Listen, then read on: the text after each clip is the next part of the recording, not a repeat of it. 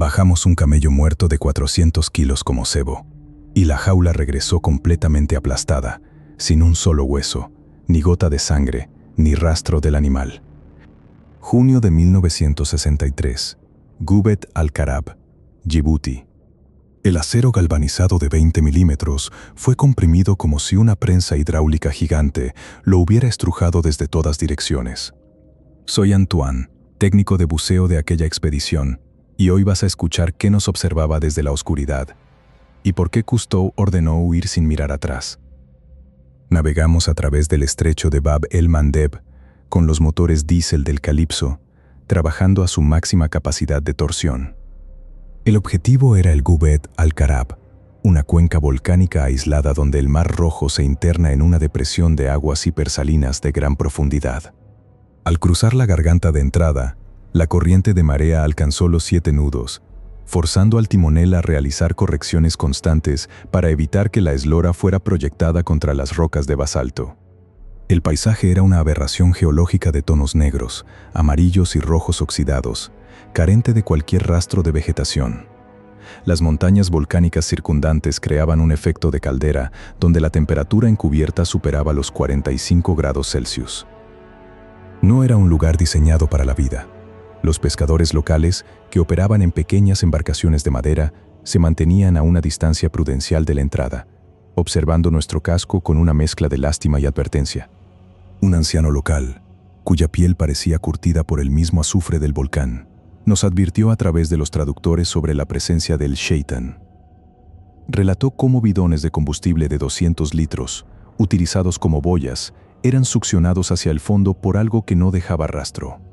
Cousteau, siempre analítico, atribuyó los relatos a las brutales corrientes de convección del área. Son simples remolinos de marea. Antoine, no busques fantasmas donde solo hay física, me dijo mientras ajustaba su cronómetro de bitácora. Sin embargo, mientras instalábamos la estación de buceo en la banda de estribor, el silencio del lugar era antinatural. El agua estaba calma, pero los sensores de profundidad indicaban una actividad turbulenta masiva 100 metros por debajo de nosotros. Preparamos la maniobra principal bajo la supervisión directa del capitán. Utilizamos una jaula de observación técnica, construida con barras de acero galvanizado reforzado, diseñada originalmente para resistir el embate de tiburones blancos de gran tonelaje. Como cebo, aseguramos un camello muerto de 400 kilos al eje central de la estructura mediante cables de acero y trinquetes de seguridad. El plan era descender el equipo hasta la zona de máxima actividad acústica para obtener registros visuales de la fauna abisal que los locales temían. Verifiqué la integridad de los pernos y la tensión del cable umbilical antes de dar la orden de arriar. El cabrestante hidráulico soltó el freno y la jaula desapareció en el agua turbia, dejando una estela de burbujas que se desvanecieron rápidamente. Mientras el contador de metros avanzaba, los medidores de tensión empezaron a oscilar de forma violenta. No era el balanceo normal de la carga, eran tirones secos, regulares, como si algo estuviera probando la resistencia del acero desde la oscuridad. La aguja del dinamómetro, que debería marcar un peso constante, comenzó a vibrar de forma errática antes de que perdiéramos la señal de la cámara de video en un estallido de interferencia electromagnética que saturó los monitores de la sala de control técnico. A los 60 metros de profundidad, la situación técnica se descontroló por completo. El cable de acero de 10 milímetros, con una resistencia a la rotura de varias toneladas, comenzó a emitir un sonido agudo, indicando una tensión extrema. El motor del cabrestante se detuvo en seco, bloqueado por una fuerza de tracción opuesta que tiraba de la jaula hacia el centro de la fosa volcánica con una potencia imposible. Cousteau miró el dial del dinamómetro, que marcaba ya las 8 toneladas de presión, y gritó: «Coupé, el motor, ahora. Libera el freno de emergencia o nos va a hundir». Su voz era un hilo de acero, libre de su habitual calma científica. El barco entero comenzó a escorar peligrosamente hacia estribor, hundiendo la borda casi hasta el nivel del agua. Durante 3 minutos angustiosos, el Calypso fue remolcado por algo oculto en el pozo de los demonios, moviendo las 1000 toneladas de desplazamiento del buque como si fuera una boya de corcho. De repente, se escuchó un chasquido metálico fuerte que reverberó por todo el casco, Un latigazo de energía que sacudió las planchas de la cubierta principal. La tensión desapareció instantáneamente y la aguja del dinamómetro cayó por debajo del peso en vacío de la estructura de acero. Ordené la recuperación inmediata a la máxima velocidad del sistema hidráulico. El cabrestante chillaba mientras enrollaba el cable dañado, que presentaba secciones aplanadas por el esfuerzo de tracción al que había sido sometido. Cuando la jaula rompió la superficie y fue izada sobre la banda, el impacto visual en cubierta fue absoluto y paralizante para toda la tripulación. El acero galvanizado, un material diseñado para la durabilidad extrema en ambientes salinos, estaba literalmente aplastado. Los barrotes centrales estaban doblados hacia el interior, formando un ángulo agudo que sugería una fuerza de compresión bestial. Parecía que una mano invisible hubiera apretado la estructura con la facilidad con la que un hombre aplasta una lata de aluminio. Lo más aterrador no fue el metal retorcido, sino la ausencia total de restos orgánicos en el eje central. Del camello de 400 kilos no quedaba absolutamente nada. No había jirones de piel, ni fragmentos de huesos, ni rastro de las cuerdas de cáñamo que lo sujetaban. La jaula estaba limpia, como si el animal hubiera sido succionado fuera de la estructura a través de los estrechos huecos de los barrotes de 20 milímetros. Examiné las marcas en el metal. No eran dentelladas de ningún escualo conocido. Eran surcos profundos y uniformes, donde la capa de zinc se había decapado por la fricción mecánica de algo liso, potente y extremadamente duro, dejando el acero expuesto con un brillo de espejo. Cousteau se acercó a la jaula y pasó su mano sobre el metal deformado sin decir una sola palabra. Su rostro mostraba una rigidez que nunca le había visto en años de expediciones. No dio ninguna explicación técnica, limitándose a observar la negrura del agua mientras el sol se ponía tras las montañas. La situación pasó de ser un misterio biológico a una crisis de supervivencia técnica en cuestión de segundos. Tras el último tirón, el cable de acero sobrante se había soltado del tambor y se había enredado firmemente en el eje de la hélice de estribor. Estábamos a la deriva, y la fuerte corriente de marea nos empujaba directamente hacia los arrecifes de basalto que rodeaban la entrada de la caldera. «Antoine, Falco, tienen que bajar ya», ordenó Cousteau. «Si no liberamos esa hélice, el Calipso se estrellará contra las rocas antes de una hora». Bajé junto a Falco, equipados con sistemas de respiración autónoma y focos halógenos de alta intensidad para combatir la turbidez. Al sumergirnos, la primera anomalía fue la temperatura extrema del agua. La termoclina fue violenta. Pasamos de aguas superficiales cálidas a una corriente gélida de 14 grados Celsius en menos de 5 metros de descenso. El agua se sentía densa, cargada de partículas volcánicas en suspensión que bloqueaban la luz de nuestros focos, creando un muro de sedimentos impenetrable. A los 20 metros de profundidad, la visibilidad se redujo a poco más de 3 metros, obligándonos a mantener contacto físico constante con el cabo de vida. Fue entonces cuando escuchamos el silbido a través de la densidad del medio líquido. No era el ruido de nuestras burbujas, ni el crujido de la presión en los oídos. Era un sonido armónico, un flujo de agua desplazado a alta velocidad por un sistema de expulsión de algo biológico y masivo. Provenía de todas las direcciones, amplificado por las paredes de la caldera volcánica. Falco me agarró fuertemente del hombro, señalando con su foco hacia la oscuridad que se abría bajo nuestras aletas. Su voz por el intercomunicador fue un susurro roto y cargado de pánico. «Antoine, por el amor de Dios, mira eso. Eso no es una formación rocosa». Una sombra inmensa cruzó por debajo de nosotros, una masa de color gris pálido que se extendía mucho más allá del alcance de nuestras luces.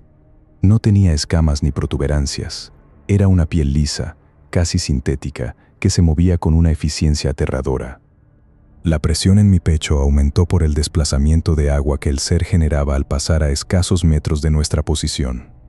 Era una masa de varias decenas de metros que se movía con la agilidad de un depredador pequeño. Sentí un pavor repentino y un frío que calaba hasta los huesos, a pesar del grosor del traje de neopreno.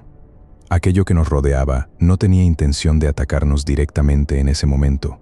Simplemente nos estaba evaluando, procesando nuestra presencia como un ruido insignificante en su dominio.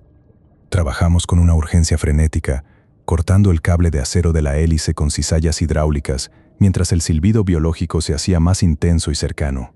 En cuanto el eje quedó libre, iniciamos el ascenso de emergencia controlado, omitiendo protocolos por el miedo puro que nos atenazaba. Durante la parada de descompresión, miré hacia abajo una última vez. En la penumbra, vi filamentos o apéndices de un tamaño descomunal que se retraían hacia la oscuridad de la fosa, moviéndose con una coordinación mecánica y precisa. Salimos a la superficie y subimos por la escala de popa con una urgencia que rozaba el desastre. Al llegar a la cubierta, encontramos al equipo de comunicaciones procesando las señales del hidrófono de fondo que habíamos desplegado antes del incidente. Las grabaciones contenían frecuencias bajas, infrasonidos que hacían vibrar físicamente las planchas de acero del suelo del laboratorio. Eran patrones organizados, clics y pulsos de alta energía que no correspondían a ninguna especie de cetáceo o calamar catalogada. Cousteau escuchó la grabación durante apenas 30 segundos antes de dar una orden tajante. Sella los registros, borra las cintas de vídeo y apaga todos los equipos de grabación ahora mismo. Fue la primera vez que vi al capitán ignorar deliberadamente un descubrimiento que podría haber redefinido por completo la biología marina moderna. No quería pruebas, quería salir de allí con vida. La orden de zarpar fue inmediata, incluso antes de asegurar correctamente todo el equipo de cubierta. Mientras recogíamos los cabos de amarre bajo la luz de los focos del barco, noté algo en la jaula aplastada. Todavía goteaba una sustancia viscosa y translúcida que se había filtrado en las grietas del metal deformado. Al intentar limpiarla para examinarla, el material se disolvió instantáneamente en contacto con el aire, dejando un olor penetrante extraño y materia orgánica. No tomamos muestras. El ambiente en el Calipso era de una derrota silenciosa, una huida coordinada de un territorio que no nos pertenecía. A medida que nos alejábamos de la boca del Gubet al-Karab, el radar de navegación detectó una firma masiva en la superficie justo detrás de nuestra estela. Una perturbación en el agua de casi 60 metros de largo se elevó brevemente antes de sumergirse sin crear una sola gota de espuma. No hubo rastro de aletas, ni de colas, ni de espiráculos. Solo una masa de agua desplazada que indicaba la presencia de algo con un volumen que desafiaba cualquier comprensión lógica de la fauna de fosa. Años después, se publicaron teorías sobre calamares gigantes o fallos en el acero por fatiga térmica, pero los que estuvimos en esa cubierta sabemos la verdad. El Pozo de los Demonios no es solo un accidente geográfico, es un punto de acceso a un ecosistema que ha permanecido aislado desde la era volcánica del Mar Rojo. Allí, el depredador no caza por hambre, sino por puro dominio territorial. Dejamos atrás Djibouti con la certeza absoluta de que hay sombras en el océano que es mucho mejor no iluminar. Esa expedición cambió mi forma de entender el mar para siempre. No volvimos a hablar del incidente en las reuniones posteriores, y las fotos de la jaula desaparecieron de los archivos oficiales de la Fundación. Cousteau sabía que el mundo no estaba preparado para aceptar que, en los rincones más profundos del planeta, todavía existen entidades que nos consideran una simple interferencia acústica. El silencio fue su única forma de protección contra una realidad que nos habría despojado de nuestra supuesta superioridad tecnológica. Sucedió en el verano de 1969, mientras explorábamos la laguna de Truk a 60 metros de profundidad con el equipo del Calipso. Bajamos buscando barcos de guerra japoneses hundidos en el 44, pero lo que encontramos atrapado en esos cascos de acero no eran solo máquinas, sino cientos de restos humanos que parecían estar esperando algo bajo el lodo. El aire en mi tanque se sentía pesado y con un rancio sabor a óxido mientras iluminaba un par de botas que todavía tenían huesos dentro, justo antes de que algo me sujetara con una fuerza imposible por el tobillo. No era la narcosis. Aquello era físico, y no quería dejarme salir de esa tumba. Llegamos a la laguna de Chuuk, en Micronesia, con una misión clara: documentar el mayor cementerio naval del mundo para el programa de televisión, pero el ambiente en el barco era extraño desde el primer día. El calor en la cubierta era sofocante. El sol pegaba con una fuerza que te quemaba la piel en pocos minutos y el agua se veía tan mansa que no parecía esconder más de 60 naves de guerra en su fondo. Yo me encargaba de revisar los reguladores y las mezclas de gas, un trabajo de rutina que requiere precisión absoluta porque a esas profundidades un error en la presión te puede costar la vida en segundos. Bajamos en la primera inmersión usando las cámaras pesadas y los focos de gran potencia, mientras el azul del agua se iba volviendo un verde oscuro y denso a medida que descendíamos por el cabo de anclaje. A 60 metros de profundidad, la presión es de 7 atmósferas y el nitrógeno empieza a acariciarte el cerebro con una euforia peligrosa que llamamos la borrachera de las profundidades. Sabía que debía mantener la calma, pero el primer barco que vimos, el Fujikawa Maru, sentado en el fondo casi derecho, imponía un respeto que me aceleraba el pulso a pesar de mi experiencia. Los mástiles del barco estaban cubiertos de coral y parecían dedos largos intentando alcanzar la superficie, rodeados de bancos de peces que ignoraban la tragedia que ocurrió allí décadas atrás.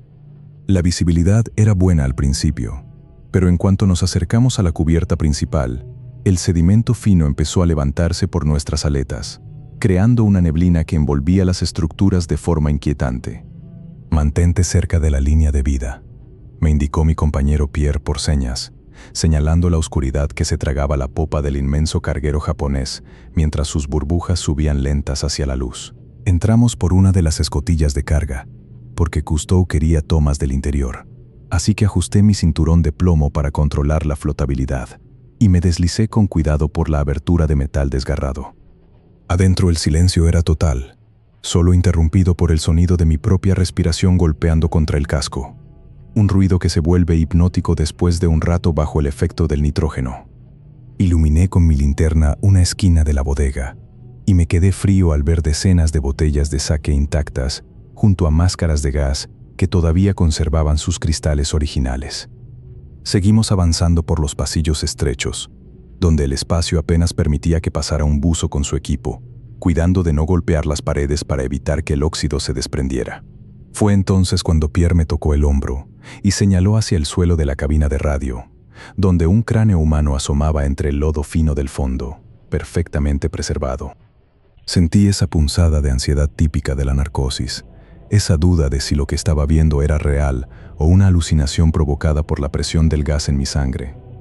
Decidimos movernos hacia la sección de las máquinas porque necesitábamos imágenes de los motores gigantescos, pero el camino estaba bloqueado por cables sueltos y tuberías que colgaban como tripas metálicas.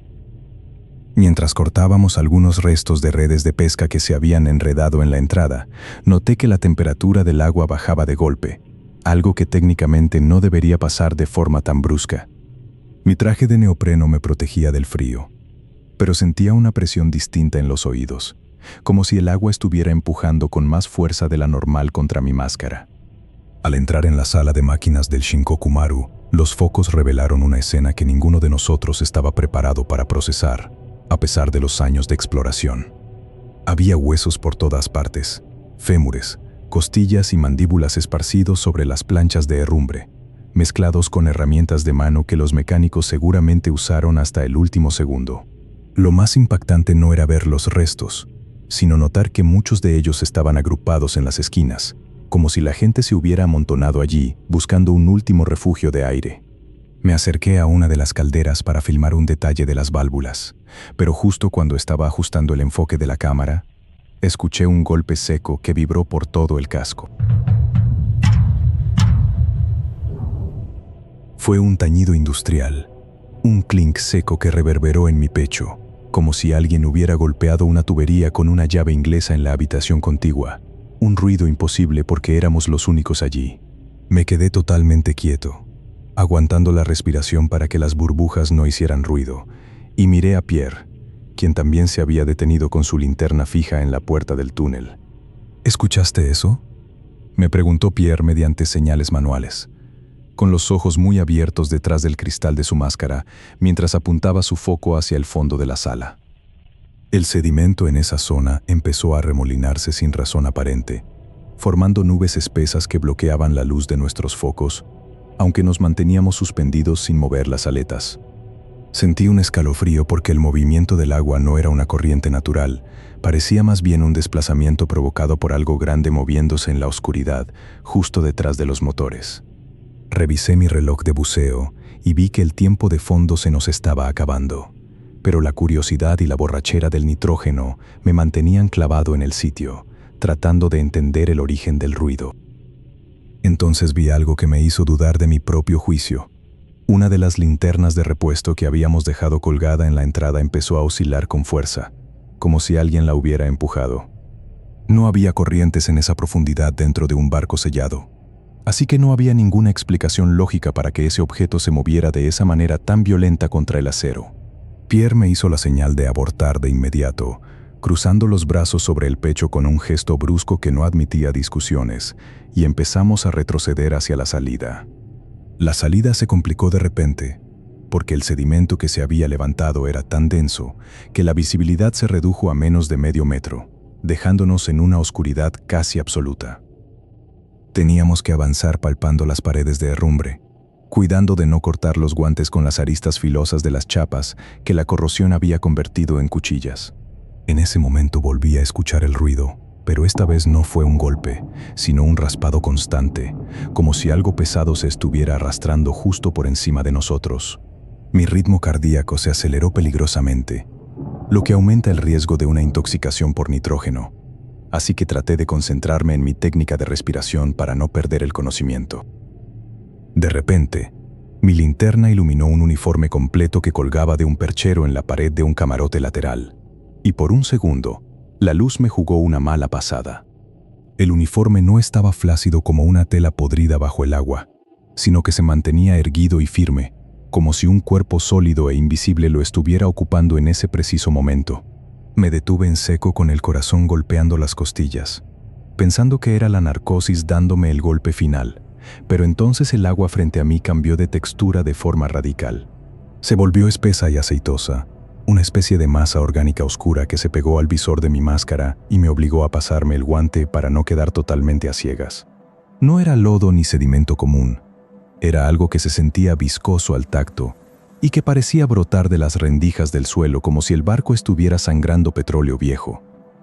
Encontramos la escotilla de salida por puro milagro, viendo el resplandor débil de la luz solar que llegaba desde la superficie como un círculo azulado, pero antes de salir, algo me sujetó la aleta. Tiré con fuerza pensando que me había enganchado en un cable suelto, pero sentí una resistencia elástica y firme, como una mano humana cerrándose con fuerza alrededor de mi tobillo izquierdo. Pateé con desesperación hacia atrás, y mi linterna iluminó por un instante una figura pálida que se retraía hacia la oscuridad del casco, moviéndose con una fluidez que ningún buzo podría imitar. Logré soltarme y salí por la abertura casi chocando con Pierre, quien ya estaba afuera esperándome con una expresión de puro terror que se notaba incluso a través del equipo. Empezamos el ascenso controlado hacia la superficie. Durante la parada de los 6 metros, Pierre me sujetó del brazo y me escribió con un lápiz de cera en su tablilla de buceo. ¿Viste lo que había en el sedimento?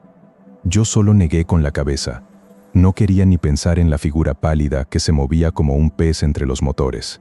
Cuando finalmente llegamos a la superficie y nos subimos a la lancha de apoyo del Calipso, el aire fresco se sintió como una bendición, aunque el silencio entre nosotros era absoluto.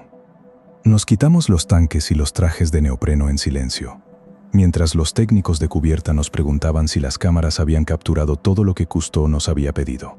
Pierre se sentó en un banco, se pasó la mano por la cara empapada y me miró con una palidez que no se le quitaba ni con el sol del mediodía de Micronesia. No vuelvo a bajar ahí abajo ni aunque Jack me lo ordene personalmente. Ese lugar no es para los vivos, me dijo Pierre en voz baja mientras se revisaba las manos temblorosas. Yo no pude contestarle nada en ese momento. Simplemente me quedé mirando mi equipo de buceo extendido en la madera de la cubierta, tratando de procesar lo que acababa de ocurrir. Sabía que la narcosis podía hacerme ver cosas, pero la sensación del agarre en mi tobillo había sido demasiado real, demasiado física como para ser solo un truco de mi cerebro borracho. Esa noche, mientras endulzaba el equipo, noté que el caucho de mi aleta izquierda estaba cedido, estirado de forma antinatural, como si algo lo hubiera traccionado con el peso de un ancla. No había cortes, solo esa deformación que no volvió a su forma original, como si la estructura misma del polímero se hubiera rendido bajo una presión que no debería existir. Regresé a la laguna años después con otros grupos, y los barcos siguen ahí, cada vez más integrados al arrecife, pero la energía de muerte masiva no se ha disipado con el tiempo. Los esqueletos siguen en sus puestos, algunos todavía sentados frente a los cañones o en sus literas, como si la guerra nunca hubiera terminado para ellos bajo el agua tropical. Muchos turistas bajan hoy en día buscando fotos impresionantes para sus redes sociales, pero los que conocemos la historia real sabemos que esos restos no están vacíos.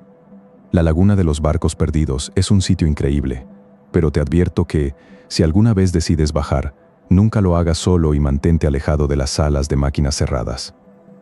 Hay deudas de guerra que todavía parecen estarse cobrando en la oscuridad del fondo del mar, lejos de la luz del sol, donde el acero se vuelve una tumba eterna.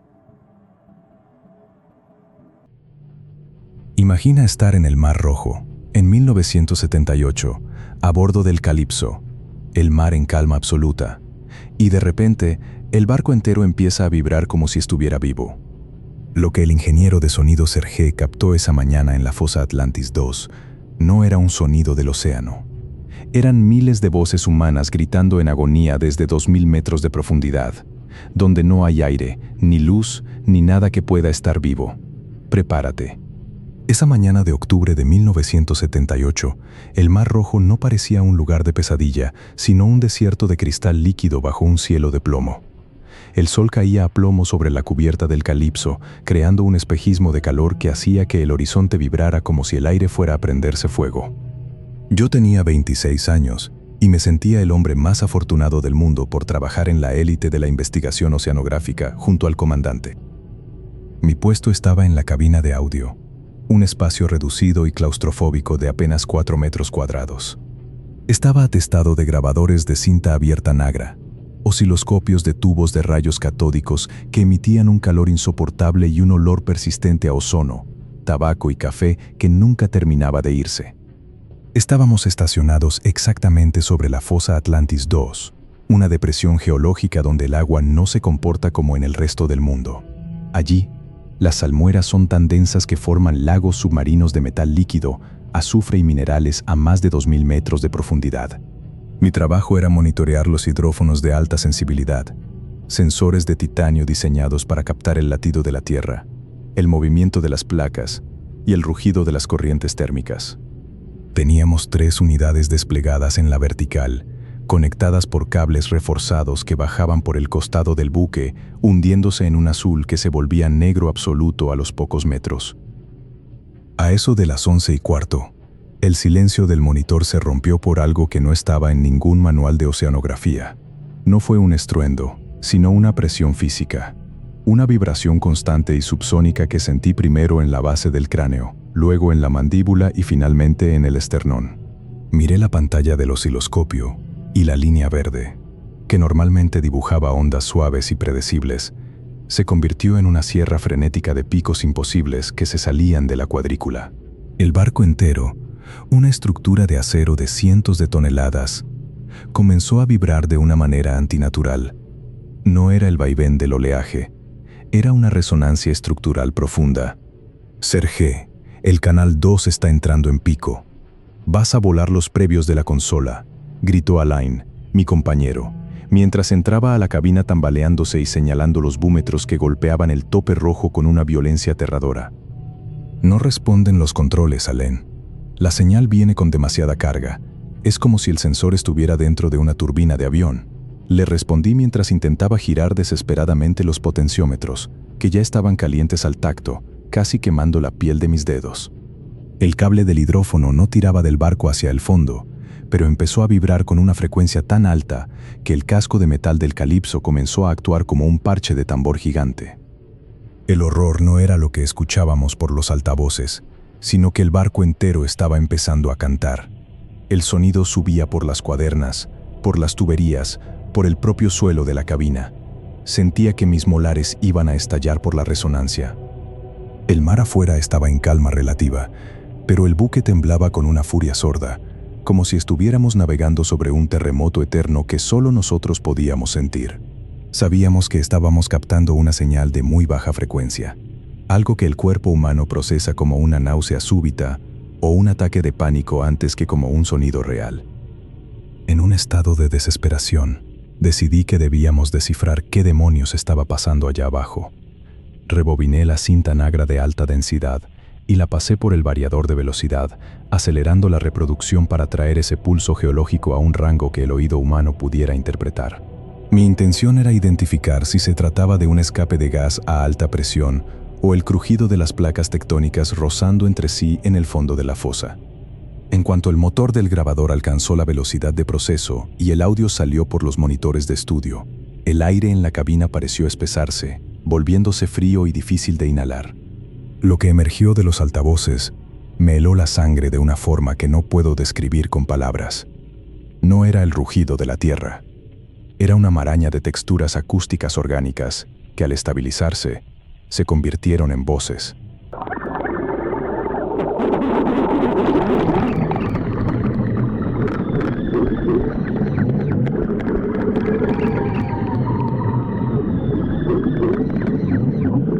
Miles de voces humanas, superpuestas en una agonía absoluta, gritando al unísono con una sincronía que ninguna multitud en la superficie podría lograr jamás. Era un sonido húmedo, presurizado, como si las cuerdas vocales de una civilización entera estuvieran vibrando bajo el peso de 2000 metros de agua salada. ¿Qué es eso, Sergé? Dime que son ballenas, por favor. Dime que es una distorsión del sensor, preguntó Alain con la voz quebrada, retrocediendo hacia la puerta con las manos tapándose los oídos. No hay ballenas que emitan en este patrón armónico, Alain. Son voces. Son miles de personas gritando desde el fondo de la fosa, le respondí, mientras un vértigo agudo me obligaba a agarrarme de los bordes de la mesa de mezclas para no desplomarme. En ese instante, el efecto fisiológico nos golpeó con la fuerza de un gran martillazo. Sentí un calor líquido y espeso bajando por mi labio superior, y al limpiarme con el dorso de la mano, vi que estaba manchado de un rojo denso y oscuro. No era una hemorragia nasal común. Era la presión acústica de la sala rompiendo los capilares de mi nariz y de mis canales auditivos. La vibración en mis oídos se convirtió en un dolor punzante, como si me estuvieran clavando agujas ardientes en los tímpanos. Apágalo, Sergé. Me arden los oídos. Siento que se me va a partir la cabeza. Apágalo ya. Aulló Alain, cayendo de rodillas al suelo de rejilla metálica, presionándose las sienes con tal fuerza que sus nudillos se pusieron blancos. El sistema está en un bucle de retroalimentación. La alimentación manual no responde, Alain. Chillé intentando arrancar los cables de la consola, pero el equipo parecía haber cobrado una vida propia y maligna, alimentado por la propia inducción electromagnética que subía desde el abismo a través de los cables de cobre. Estábamos atrapados en una habitación de metal que gritaba con la agonía de 1000 condenados, y el sonido empezaba a inducir en nosotros una depresión negra, una tristeza suicida que no nos pertenecía, como si la desesperación de la fosa se estuviera filtrando directamente en nuestra química cerebral. El ambiente dentro de la cabina se volvió completamente irrespirable, cargado de una electricidad estática tan alta que el vello de mis brazos se mantenía erizado de forma permanente.